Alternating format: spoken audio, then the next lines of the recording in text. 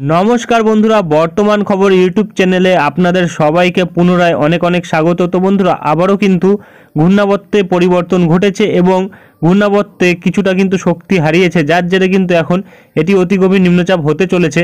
এবং আমাদের ভারতীয় মৌসুম ভবন কিন্তু এই ঘূর্ণাবর্তের ব্যাপারে আপডেট দিয়ে দিয়েছে। তো কী আপডেট দিয়েছে তা কিন্তু তুলে ধরবো আমরা এই ভিডিওতে।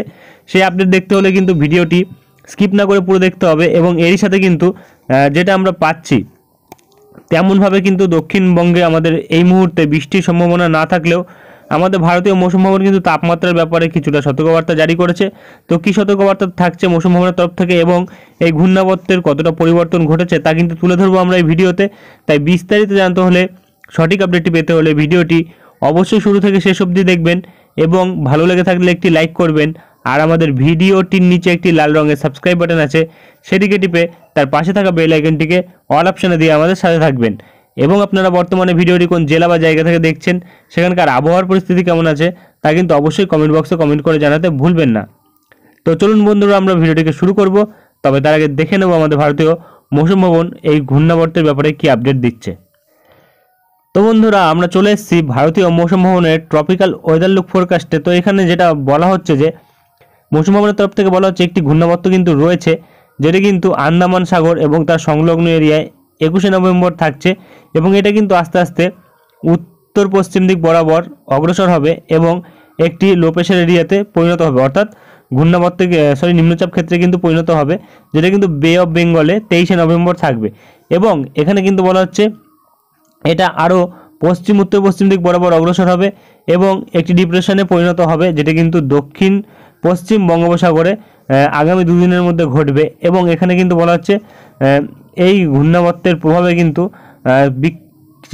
বিক্ষিপ্ত লো ক্লাউড কিন্তু লক্ষ্য করা যাবে। এবং এখানে কিন্তু যেটা বলা হচ্ছে আগামী 96 থেকে 120 ঘন্টা, অর্থাৎ আগামী 3 থেকে 4 দিনের মধ্যে কিন্তু তেমনভাবে কিছু পরিবর্তন কিন্তু লক্ষ্য করা যাবে না। এখানে যেটা বর্তমানে 3 থেকে 4 দিন নয়, 4 থেকে 5 দিনের মধ্যে তেমন কিছু লক্ষ্য করা যাবে না। তবে তারপরে কিন্তু দেখা যাচ্ছে 6 এবং 7 তারিখের মধ্যে 7 দিনের মধ্যে কিন্তু এটা আস্তে আস্তে লো প্রেশার এরিয়া থেকে কিন্তু আস্তে আস্তে মিডিয়াম প্রেশারে চলে আসবে, অর্থাৎ একটি গভীর নিম্নচাপের সম্ভাবনা কিন্তু উঠে আসছে, যেটা কিন্তু বর্তমানে বলা হয়েছে। এবং মৌসুম ভবনের তরফ থেকে কিন্তু এটি কোনোভাবেই কোনো ঘূর্ণিঝড় পরিণত হতে পারে তেমন কিছু কিন্তু বর্তমানে বলা হয়নি। তবে আপডেটে কিন্তু পরিবর্তন আসতে পারে, কারণ ঘূর্ণাবর্ত কিন্তু শক্তি বাড়াতেও পারে অথবা আস্তে আস্তে কিন্তু এর শক্তি হারিয়েও ফেলতে পারে, কারণ প্রতিটা ঘূর্ণাবর্তেই কিন্তু পরিবর্তন ঘটতে থাকে। তো আর কিন্তু তেমন কিছু বলা হয়নি এখানে। তো চলে আসবো আমরা মৌসুম ভবনের আপডেটে, দেখে নেব কী পরিবর্তন ঘটেছে।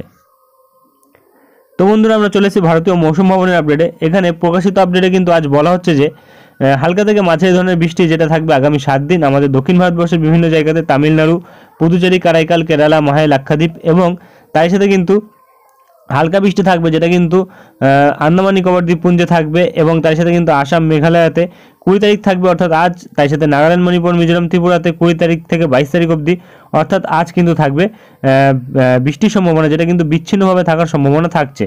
এবং এখানে কিন্তু বলা হচ্ছে বিচ্ছিন্নভাবে ভারী বৃষ্টি থাকবে তামিলনাড়ু, পুদুচেরি, কারাইকালে 25 তারিখ এবং 22 এবং 23 তারিখ। এবং এখানে কিন্তু বিচ্ছিন্নভাবে তুষারপাতের সম্ভাবনা থাকবে, যেটা কিন্তু আসাম ও মেঘালয়তে থাকবে 20 তারিখ, যেটা কিন্তু বর্তমানে বলা হয়েছে তুষারপাত অথবা শিলাবৃষ্টি বলতে পারি। এবং এখানে কিন্তু যেটা আমরা বর্তমানে পাচ্ছি বলা হচ্ছে ঘন থেকে অতি ঘন কুয়াশা কিন্তু থাকতে পারে, যেটা উত্তরপ্রদেশ এবং তার সাথে পাঞ্জাব, হরিয়ানা, চণ্ডীগড় এইসব জায়গাগুলিতে কিন্তু 21 তারিখ লেট নাইট, অর্থাৎ গভীর রাত্রে কিন্তু লক্ষ্য করা যেতে পারে। এবং এর সাথে কিন্তু যেটা বলা হচ্ছে ঘন কুয়াশা কিন্তু থাকতে পারে, যেটা কিন্তু রাত্রিবেলার দিকটাতে এবং সকালবেলার দিকটাতে থাকতে পারে। বিহারের সকালবেলার দিকটাতে, পাঞ্জাব, হরিয়ানা, চণ্ডীগড় এইসব জায়গাগুলিতে কিন্তু লক্ষ্য করা যেতে পারে 22 তারিখ অবধি, যেটা উত্তরপ্রদেশ ও হিমাচল প্রদেশের ওপর কিন্তু লক্ষ্য করা যেতে পারে। এবং এখানে কিন্তু তাপমাত্রার ক্ষেত্রে তেমন কিছু বিশেষ পরিবর্তন কিন্তু আগামী 5 দিনের মধ্যে নেই, যেটা কিন্তু বর্তমানে বলা হয়েছে, যেটা কিন্তু আমাদের ভারতবর্ষের ম্যাক্সিমাম জায়গার ক্ষেত্রেই কিন্তু বলা হয়েছে যে তেমন কোনো বিশেষ পরিবর্তন কিন্তু আগামী 5 দিনের মধ্যে থাকবে না। তবে এখানে 20, 21 ও 22 তারিখ কিন্তু পরিষ্কার আকাশ লক্ষ্য করা যাবে এবং প্রিডমিনেন্ট সারফেসের উইন্ড লক্ষ্য করা যাবে। এবং তার সাথে কিন্তু বলা হচ্ছে যে সন্ধ্যাবেলার দিকটাতে এবং রাত্রিবেলার দিকটাতে হালকা ধোঁয়াশা ও কুয়াশা লক্ষ্য করা যাবে। এবং তার সাথে কিন্তু উত্তর পশ্চিম দিক বরাবর কিন্তু বায়ু প্রবাহ থাকবে। আর কিন্তু তেমন কিছু বলা হয়নি। তো চলে আসবো আমরা উইন্ডি লাইভ স্ক্রিনে, দেখে নেবো কি পরিবর্তন ঘটেছে। তো বন্ধুরা আমরা চলে এসেছি উইন্ডি লাইভ স্ক্রিনে। বর্তমানে রয়েছে আমরা ECMWF মডেল বজ্র বৃষ্টি মোডে। তো যেটা আমরা পাচ্ছি এখানে কিন্তু বলা হচ্ছে যে আন্দামান সাগরের কাছে কিন্তু ঘূর্ণাবর্ত থাকছে, এটা কিন্তু আস্তে আস্তে উত্তর পশ্চিম দিক বরাবর অগ্রসর হবে। তো সেটা কিন্তু আমরা দেখেছি। তবে এখানে কিন্তু নতুন করে যে পশ্চিমী ঝঞ্ঝাটি থাকছে তার জেরে কিন্তু এবার বৃষ্টির পরিমাণ বেড়েছে, যেটা কিন্তু লে এবং আনাতাং এবং তার সাথে কিন্তু গিলগিত এবং বালতিস্তান এইসব জায়গাগুলিতে কিন্তু লক্ষ্য করা যাচ্ছে। কাশ্মীর সাইডেও কিন্তু হালকা বৃষ্টি থাকতে পারে, মানালি সাইডেও কিন্তু হালকা বৃষ্টি থাকতে পারে, যেটা বর্তমানে লক্ষ্য করা যাচ্ছে। তার সাথে কিন্তু তুষারপাতের সম্ভাবনাও থাকতে পারে, যেটা বর্তমানে পাওয়া যাচ্ছে। এবং ক্রমশ যদি আমরা দেখি তাহলে কিন্তু দেখা যাচ্ছে যে আজও থাকছে বৃষ্টির সম্ভাবনা। তবে 23 তারিখ থেকে কিন্তু দেখা যাচ্ছে নতুন তুষারপাতের নতুন পশ্চিমী ঝঞ্ঝার ফলে কিন্তু বৃষ্টির সম্ভাবনা বাড়তে পারে। এবং তারপরে কিন্তু আমরা ক্রমশ যদি এগিয়ে যাই, আস্তে আস্তে কিন্তু দেখতে পাচ্ছি পশ্চিমী ঝঞ্ঝার প্রভাব কিন্তু কমে যাচ্ছে, যেটা কিন্তু আমাদের উত্তর পশ্চিম ভারতবর্ষের থেকে আস্তে আস্তে কমে যাচ্ছে। এবং তারপরে কিন্তু এপাশে দেখা যাচ্ছে যে ঘূর্ণাবর্তটি এখানে রয়েছে 23 তারিখ থেকে কিন্তু এর প্রভাব কিন্তু ভালোভাবে কিন্তু পড়বে এপাশে আন্দামান নিকোবর দ্বীপপুঞ্জের কিছু কিছু জায়গায়। তারই সাথে কিন্তু ক্রমশ যদি আমরা আরও এগিয়ে যাই তাহলে কিন্তু দেখতে পাচ্ছি 23 তারিখের পর 24 তারিখ দিক থেকে কিন্তু এটি উত্তর পশ্চিম দিক বরাবর কিন্তু মুভ হওয়া শুরু হবে, অর্থাৎ আসবে আমাদের তামিলনাড়ুর সাইডে। এবং ক্রমশ কিন্তু দেখা যাচ্ছে শক্তি বাড়াচ্ছে এবং এর প্রভাবে কিন্তু বৃষ্টির পরিমাণ ভালোই লক্ষ্য করা যাচ্ছে, যেটা বর্তমানে পাওয়া যাচ্ছে উইন্ডির আপডেটে। এবং আরও যদি ক্রমশ এগিয়ে যাই তাহলে কিন্তু দেখা যাচ্ছে যে এটি কিন্তু ক্রমশ 26 তারিখের দিকটাতে আমাদের দক্ষিণ পূর্ব ভারতবর্ষ যেই জায়গাগুলি থাকছে তামিলনাড়ু, তাঞ্জাভুর এবং পুদুচেরি, নাগাপাত্তানাম এইসব জায়গাগুলিতে কিন্তু দেখা যাচ্ছে যে বৃষ্টিপাত ঘটাচ্ছে, ভারী পরিমাণে বৃষ্টির সম্ভাবনা কিন্তু থাকছে, যেটা বর্তমানে আমরা উইন্ডির আপডেটে পাচ্ছি। তবে যদি আমরা বৃষ্টির পরিমাণে দেখি তাহলে কিন্তু আমরা দেখতে পাচ্ছি যে মোটামুটি কিন্তু আগামী 10 দিনে কিন্তু বৃষ্টির পরিমাণ বহু পরিমাণে বেড়েছে, যেটা বর্তমানে গতকালের তুলনায়ও কিন্তু বেশি লক্ষ্য করা যাচ্ছে। প্রায় কিন্তু 200 থেকে 250 মিলিমিটারের ওপর কিন্তু বৃষ্টি লক্ষ্য করা যাচ্ছে, যেটা কিন্তু আমাদের নাগাপাত্তানাম, তোন্ডি এবং তার সাথে কিন্তু পুদুচেরি এবং চেন্নাই, তার সাথে নেলোরে বৃষ্টির পরিমাণটা কম থাকবে 100 মিলিমিটারের কাছাকাছি। বাদবাকি এইসব জায়গাগুলি চেন্নাই, পুদুচেরি, নাগাপাত্তানাম, তিরুচি এবং তোন্ডি এবং মাদুরাই এইসব জায়গাগুলিতে কিন্তু ভারী পরিমাণে বৃষ্টি থাকবে, যেটা কিন্তু 200 মিলিমিটারের ওপর। এবং ক্রমশ যদি আমরা দেখি এপাশে বায়ুর ঝাপটা মোডে এসে মোটামুটি কিন্তু দেখা যাচ্ছে বায়ুর গাস্টিং কিন্তু কিছু কিছু জায়গায় যেটা লক্ষ্য করা যাচ্ছে প্রায় কিন্তু 70 কিলোমিটারের কাছাকাছি কিন্তু গাস্টিং থাকতে পারে।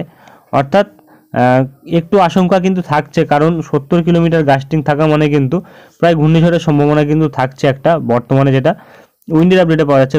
তবে যতক্ষণ না আমরা বায়ু মোডে এই গাস্টিং প্রায় 65 কিলোমিটার অ্যাবভ পাচ্ছি ততক্ষণ কিন্তু এটিকে ঘূর্ণিঝড় বলা যাবে না, কারণ 65 কিলোমিটার অ্যাবভ থাকতে হবে এবং বায়ুর ঝাপটা মোডে কিন্তু প্রায় গাস্টিং 85 কিলোমিটারের মতো থাকতে হবে, তবে কিন্তু এটি ঘূর্ণিঝড় হবে।